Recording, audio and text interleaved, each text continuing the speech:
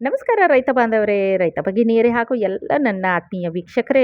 ಇವತ್ತಿನ ದಿನ ಕಾಮಾಲೆ ರೋಗಕ್ಕೆ ಉಪಯೋಗ ಆಗ್ತಾ ಇರತಕ್ಕಂತಹ ಬ್ಲಡ್ ಫ್ಲವರ್ ಅಥವಾ ರಕ್ತ ಹೂವು ಅಂತಕ್ಕಂಥದ್ರ ಕುರಿತಾಗಿ ಮಾತಾಡೋಣ. ಅದಲ್ಲದೆ ಪೇನ್ ಕಿಲ್ಲರ್ ಕೂಡ ಆಗಿ ಇದು ಕೆಲಸ ಮಾಡುತ್ತೆ. ಅದು ಯಾವ ಬೆಳೆ ಅಂತಕ್ಕಂಥದ್ದನ್ನು ನೋಡೋದಾದರೆ ಅಸ್ಲಿಪಿಯಾ ಕುರ್ಸಾವಿಕಾ ಅಂತಕ್ಕಂಥದ್ದು ಇದರದ್ದು ಸೈಂಟಿಫಿಕ್ ನೇಮ್. ವೈದ್ಯಕೀಯ ಹೆಸರು ಅಸ್ಲಿಪಿಯಾಸ್ ಕುರ್ಸಾವಿಕಾ ಅಂತಕ್ಕಂಥದ್ದು. ಕಾಮನ್ ಆಗಿ ಏನು ಕರೀತಾರೆ ಅಂದರೆ ಟ್ರಾಪಿಕಲ್ ಮಿಲ್ಕ್ ವೀಡ್ ಅಂತ ಕರೀತಾರೆ. ಮಿಲ್ಕ್ ವೀಡ್ ಅಂತ ಯಾಕೆ ಕರೀತಾರೆ ಅಂದರೆ ಇದನ್ನು ಬೇರೆ ಹೂಗಳು ಉಪಯೋಗಕ್ಕೆ ಬರುತ್ತೆ. ಮಿಕ್ಕ ಯಾವ ಪಾರ್ಟನ್ನು ಉಪಯೋಗಿಸ್ಕೂಡ್ದು ಅಥವಾ ಮೆಡಿಸಿನಲ್ ಆಗಿ ಇಂಡಸ್ಟ್ರಿಯಲ್ಲಿ ಬಳಸ್ಬೋದು. ಆದರೆ ಮನೆಯಲ್ಲಿ ಮನೆಮದ್ದಾಗಿ ಬಳಸ್ಕೂಡ್ದು. ಯಾಕಂದರೆ ಹಾಲು ಒಳ್ಳೆಯದಲ್ಲ. ಇದು ಮಿಲ್ಕ್ ವೀಡ್ ಅಂದರೆ ಹಾಲಿನ ಒಂದು ಕಳೆ ಅಂತಕ್ಕಂಥದ್ದು. ಟ್ರಾಪಿಕಲ್ ಹಾಲಿನ ಕಳೆ ಅಂತ ಬಳಸ್ತಾರೆ. ಕಾಟನ್ ಬುಷ್ ನೋಡೋಕೆ ಕಾಟನ್ ಹೈಟಿಗೆ ಬರೋದ್ರಿಂದ, ಕಾಟನ್ ಬೆಳೆ ಎಷ್ಟಿರುತ್ತೋ ಅಷ್ಟು ಹೈಟಿಗೆ ಬರೋದ್ರಿಂದ ಕಾಟನ್ ಬುಷ್ ಅಂತ ಕರೀತಾರೆ. ಆಮೇಲೆ ಹಿರ್ಬಡಲ, ಕುರ್ಕಾಚ ಅಂತ ಕರೀತಾರೆ ಬೇರೆ ದೇಶದಲ್ಲಿ. ಮ್ಯಾಕ್ಸಿಕನ್ ಬಟರ್ಫ್ಲೈ ವೀಡ್ ಅಂತ ಕರೀತಾರೆ.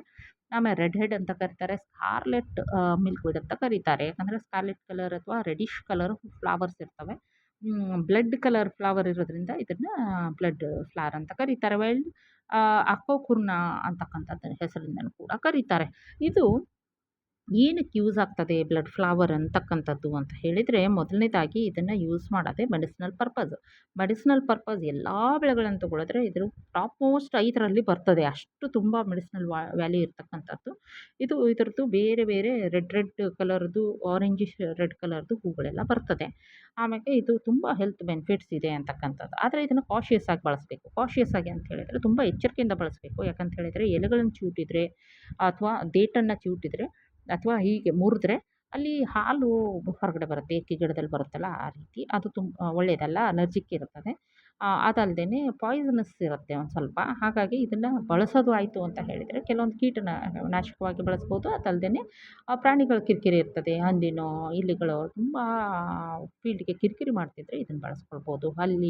ಮನೆಗಳಲ್ಲೂ ಅಷ್ಟೇ ಕಾಕ್ರೋಚ್ಗಳು, ಹಲ್ಲಿಗಳು ತುಂಬ ಆಗಿದ್ದಾವೆ ಅಂತ ಹೇಳಿದರೆ ಇದನ್ನು ಜಸ್ಟ್ ಒಂದು ಮುರಿದ್ಬಿಟ್ಟು, ಕೈಗೆ ಗ್ಲೌಸು ಏನೋ ಹಾಕ್ಕೊಂಡು ಜಸ್ಟ್ ಮುರಿದ್ಬಿಟ್ಟು ಮಣಿ ಯಾವುದೋ ಒಂದು ಮೂಲೆಯಲ್ಲಿ ಇಟ್ಬಿಟ್ರೆ, ಆದರೆ ಸಣ್ಣ ಮಕ್ಕಳು ಇರಬಾರ್ದು, ಸಾಕು ಪ್ರಾಣಿಗಳಿರಬಾರ್ದು. ಹಾಗಿತ್ತು ಅಂತ ಹೇಳಿದರೆ ಇದು ಹಾಳಾಗ್ತದೆ. ಮತ್ತು ಇದನ್ನು ನಾವೇ ಬಳಸ್ತಿರ್ಬೇಕಾದ್ರೆ ಸ್ವಲ್ಪ ಏರುಪೇರಾಗಿ ಬಳಸ್ಬಿಟ್ರೆ ಕಣ್ಣಿಗೆ ಏನಾದರೂ ತಾಕಿದ್ರೆ ಕಣ್ಣು ಹಾಳಾಗ್ತದೆ. ಅದರಿಂದ ತುಂಬ ಕಾಷಿಯಸ್ ಆಗಿ ಬಳಸಬೇಕು. ನಾನು ಯಾವುದೇ ಔಷಧೀಯ ಗಿಡಗಳನ್ನು ಹೇಳ್ತಾ ಇರೋದನ್ನು ಕೂಡ ತುಂಬ ಕಾಷಿಯಸ್ ಆಗಿ ಬಳಸಬೇಕು. ಅದಲ್ಲದೇನೆ ಜೊತೆಗೆ ಡಾಕ್ಟ್ರನ್ನ ಕೂಡ ಕನ್ಸಲ್ಟ್ ಮಾಡಬೇಕು. ಇವು ಸೈಡ್ ಎಫೆಕ್ಟ್ ಇರಲ್ಲ. But at the same time ಕೆಲವೊಂದನ್ನು ದುರುಪಯೋಗ ಆಗಿಬಿಡುತ್ತೆ. ಉದಾಹರಣೆಗೆ ಈಗ ಪಾಯ್ಸನಸ್ ಮಿಲ್ಕ್ ಏನಿದೆ ಅದನ್ನು ಔಷಧೀಯ ಗುಣವಾಗಿ ಇಂಡಸ್ಟ್ರಿಯಲ್ಲಿ ಬಳಸ್ತು ಅಥವಾ ಪ್ರಾಣಿಗಳಿಗೆ ಅನ್ವಾಂಟೆಡ್ ಪ್ರಾಣಿಗಳಿಗೆ ಬಳಸ್ತು ಅಂದರೆ ಒಳ್ಳೆಯದು. ಆದರೆ ಅದು ಮನುಷ್ಯರಿಗೆ ತಾಕೂಡ್ದು ಅಂತಕ್ಕಂಥದ್ದು. ಅದಲ್ಲದೆ ರಿಂಗ್ ವಾರ್ಮ್ ಅಂತ ಇದನ್ನು ಹೂವಿನ ಉಪಯೋಗ ಮಾತ್ರ ನಾನೀಗ ಹೇಳ್ತಾ ಬರ್ತೀನಿ. ಹೂವನ್ನು ತೆಕ್ಕೊಂಡು ನಾವೇನಂತ ಹೇಳಿದರೆ ಅರಿಬೇಕು ಅದನ್ನು. ಅಥವಾ ಗ್ರೈಂಡ್ ಮಾಡ್ಕೋಬೇಕು. ಗ್ರೈಂಡ್ ಮಾಡಿಕೊಂಡು ಅದನ್ನು ಎಲ್ಲೆಲ್ಲ ರಿಂಗ್ ವಾರ್ಮ್ ಅಂತಕ್ಕಂಥದ್ದು ಒಂದು ಸೂಕ್ಷ್ಮಜೀವಿ ಅಥವಾ ಅದು ಹಾಳು ಮಾಡಿ ಅದು ಸಿಂಪ್ಟಮ್ ಬಂದ್ಬಿಟ್ಟು ಲಕ್ಷಣ ಯಾವ ರೀತಿ ಕಾಣುತ್ತೆ ಅಂದರೆ ಮನುಷ್ಯನಲ್ಲಿ ಒಂದು ರೌಂಡ್ ಕಾಯಿನ್ ಶೇಪಲ್ಲಿ ಲಕ್ಷಣ ಕಾಣಿಸುತ್ತೆ. ಇಷ್ಟು ಸುತ್ತ ಏನು ಅಂತ ಹೇಳಿದರೆ ಚರ್ಮ ಹಾಳಾಗ್ಬಿಟ್ಟು ಒಳಗಡೆ ಇದು ಆಗುತ್ತೆ. ಮತ್ತು ಒಳಗಡೆ ಟಿಶ್ಯೂಗಳನ್ನು ಕೂಡ ತಿಂತಾ ಬರ್ತದೆ. ಇದು ಸುಮಾರು ಜನಕ್ಕೆ ತಲೆಯಲ್ಲಿ ಕಾಣಿಸ್ಕೊಳ್ಬೋದು, ಕಂಕುಳಲ್ಲಿ ಕಾಣಿಸ್ಕೊಳ್ಬೋದು, ಕೈ ಮೇಲೆ ಎಲ್ಲೂ ಕಾಣಿಸ್ಕೋಬೋದು. ಈ ಥರ ಕಾಣಿಸ್ಕೊಂತು ಅಂದರೆ ಆ ಹೂವನ್ನು ಅರೆದ್ಬಿಟ್ಟು ಅಥವಾ ರುಬ್ಬಿಬಿಟ್ಟು ಅದನ್ನು ಅಲ್ಲಿ ಪೇಸ್ಟ್ ಹಚ್ಕೊಂತು ಅಂತ ಹೇಳಿದರೆ ತಕ್ಷಣ ಸತ್ತೋಗುತ್ತೆ ಅಂತಕ್ಕಂಥದ್ದು. ಆಮೇಲೆ ಪೇನ್ ರಿಲೀಫ್ ಆಗುತ್ತೆ. ಈ ಹೂಗಳ ಒಂದು ಕಷಾಯನ ಕುಡಿಯೋದ್ರಿಂದ ಪೇನ್ ರಿಲೀಫ್ ಆಗುತ್ತೆ.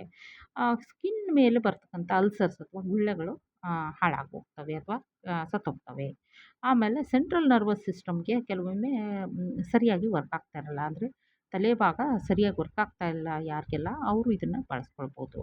ಅದಲ್ಲದೆ ನಾವು ಸೆಂಟ್ರಲ್ ನರ್ವಸ್ ಸಿಸ್ಟಮ್ ಅಲ್ಲದೆ ಜಾಯಿಂಟಿಸ್ ಏನಾದರೂ ಕಾಮಾಲೆ ರೋಗ ಏನಿದೆ ಅದಕ್ಕೂ ಕೂಡ ಇದು ರಾಮಬಾಣ ಅಂತ ಹೇಳ್ಬೋದು. ಆದ್ದರಿಂದ ಕಾಮಾಲೆ ಬಂದಂಥ ಎಲ್ಲ ವ್ಯಕ್ತಿಗಳು ಈ ಥರ 1-2 ಹೂಗಳನ್ನು ಅಗಿದು ತಿಂದರೂ ಆಯಿತು, ಕಷಾಯ ಮಾಡ್ಕೊಂಡು ಟೀ ಕುಡಿದ್ರೂ ಆಯಿತು ಅಥವಾ ಆಹಾರದಲ್ಲಿ ಬಳಸಿದ್ರೂ ಆಯಿತು. ಇದು ತುಂಬ ಒಳ್ಳೆಯದು.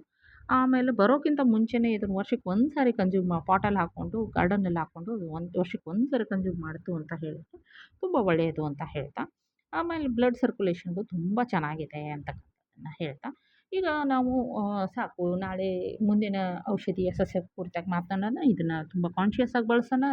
ರೆಡ್ ಫ್ಲವರ್ ಅಥವಾ ನಮ್ಮ ಬ್ಲಡ್ ಫ್ಲವರ್ ಅಥವಾ ರಕ್ತ ಹೂವು ಅಂತ ಕರೀತಾರೆ.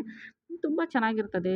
ತುಂಬ ಔಷಧೀಯ ಗುಣ ಉಳ್ಳಂಥದ್ದು. ಆದರೆ ಕಾನ್ಷಿಯಸ್ ಆಗಿ ಬಳಸಬೇಕು ಅಂತ ತಿಳಿಸ್ತಾ ಇವತ್ತಿನ ಟ್ಯಾಗ್‌ಲೈನು ಏನು ಅಂತ ಹೇಳಿದ್ರೆ, ಲೋಕದ ಡೊಂಕ ನೀವೇಕೆ ತಿದ್ದುವಿರಿ?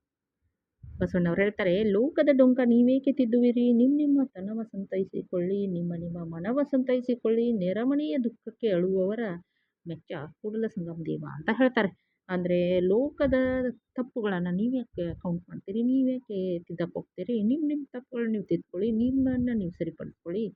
ಬೇರೆಯವರ ಇದಕ್ಕೆ ದುಃಖದಲ್ಲಿ ನೀವೇಕೆ ಇದು ಮಾಡ್ತೀರಿ? ನಿಮ್ಮ ಮನೆಯನ್ನ ಸರಿಪಡಿಸ್ಕೊಳ್ಳಿ, ನಿಮ್ಮನ್ನ ಸರಿಪಡಿಸ್ಕೊಳ್ಳಿ.